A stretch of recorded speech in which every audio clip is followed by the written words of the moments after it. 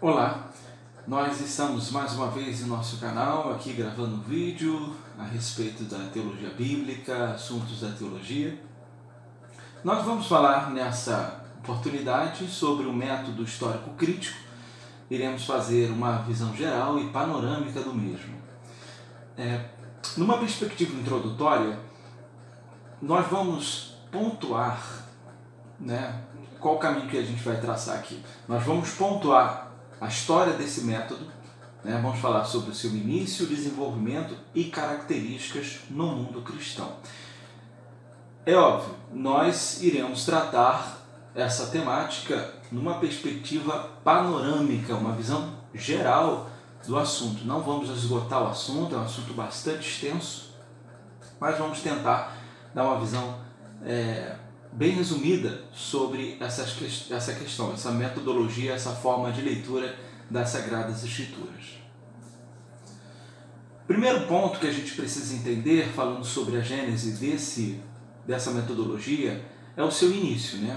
Com o fim da Idade Média, há uma estrada livre para a razão humana. Então a filosofia racionalista de Descartes, Spinoza, que invocava a autoridade da razão humana, marca o fim da hegemonia da teologia como mestra das ciências humanas. Então, algumas filosofias que foram surgindo ao longo do tempo foram deixando a teologia, até então a princesinha das ciências humanas, sendo um tanto não deixada de lado, mas sendo criticada. Outras ciências foram surgindo, a filosofia, enfim, e ganhando corpo, diferente da teologia, que era uma das ciências que, vamos dizer assim, movia o pensamento até então. Então, na Idade Média, a religião, a política, a arte, a cultura, tudo isso era ligado diretamente ou indiretamente à igreja institucional. Entretanto, com o fim da Idade Média, a razão humana ganha um novo protagonismo no paradigma cultural e filosófico da sociedade ocidental. É o nascimento, então, da Era Moderna.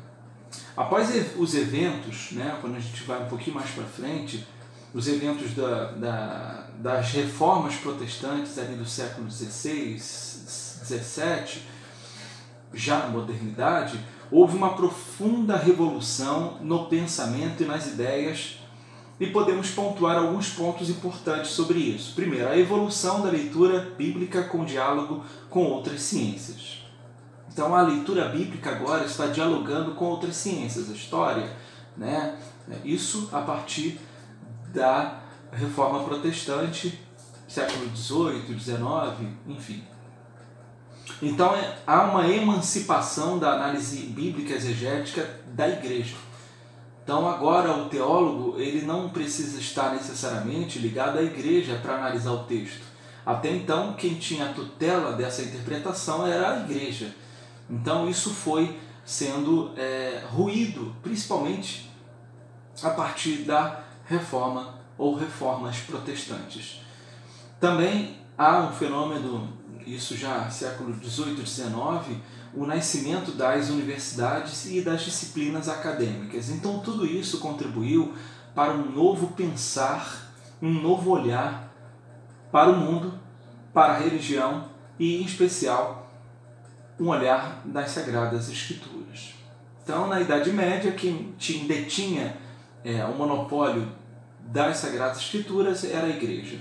Então entra um novo paradigma, a igreja é repensada, ela é criticada, através das filosofias racionalistas, Descartes, Spinoza, depois vem um movimento histórico chamado Iluminismo, com homens como Immanuel Kant, entre outros. E esse movimento chamado Iluminismo, ele potencializou o que já estava sendo gestado nas reformas protestantes do século XVI. A crítica à religião como monopolizadora da razão ética e moral humana da sociedade. Então, todos esses paradigmas até então inquestionáveis estavam sendo colocados sob júdice. Então, houve uma mudança drástica da sociedade nesse sentido e da religião e da igreja. A utilização dessa leitura do texto bíblico desencadeou, na tradição cristã, uma crise antes de tudo ligada ao questionamento de 3 autoridades antes evidentes e inquestionáveis. Então, algumas autoridades foram questionadas nesse período, nessa linha do tempo que nós estamos traçando aqui, Idade Média, Reforma, século XVI, XVII, né, em diante.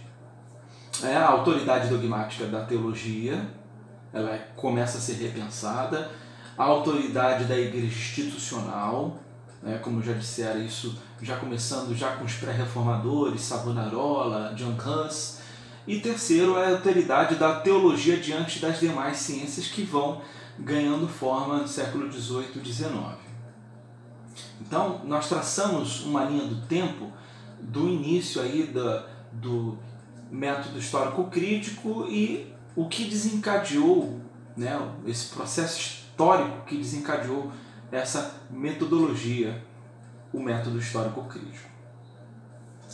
Agora vamos definir em perspectivas básicas esse método.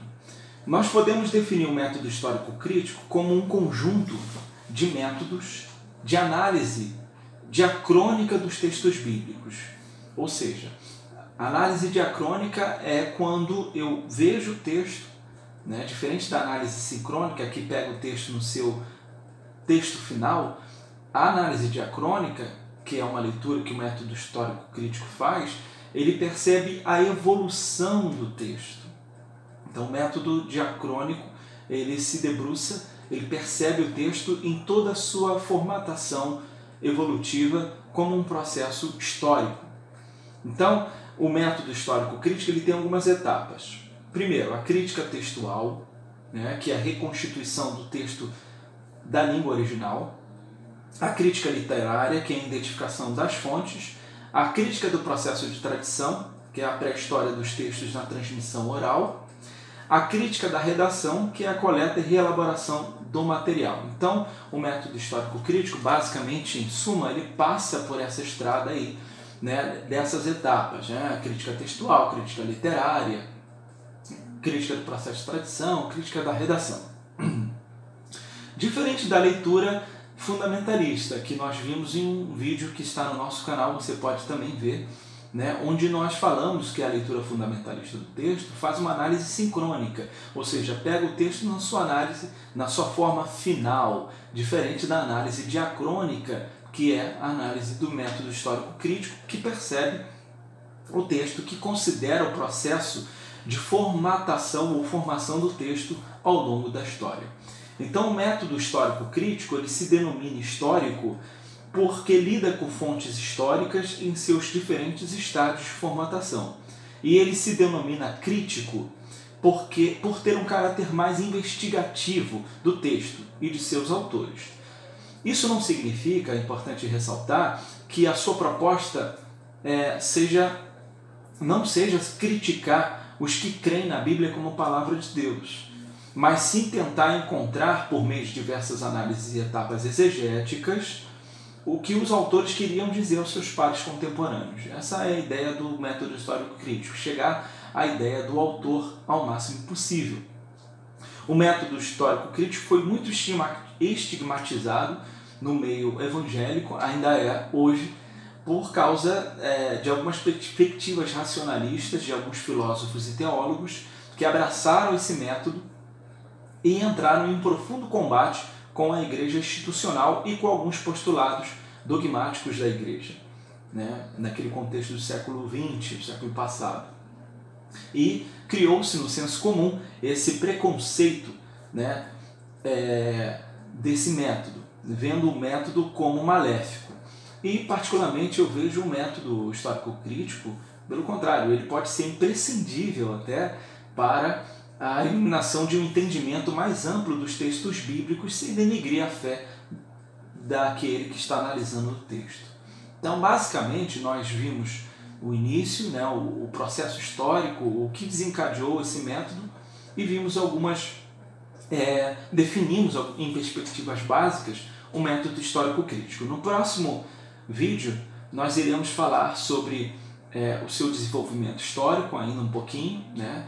E também pontos positivos e negativos desse método. Espero você na segunda parte desse vídeo.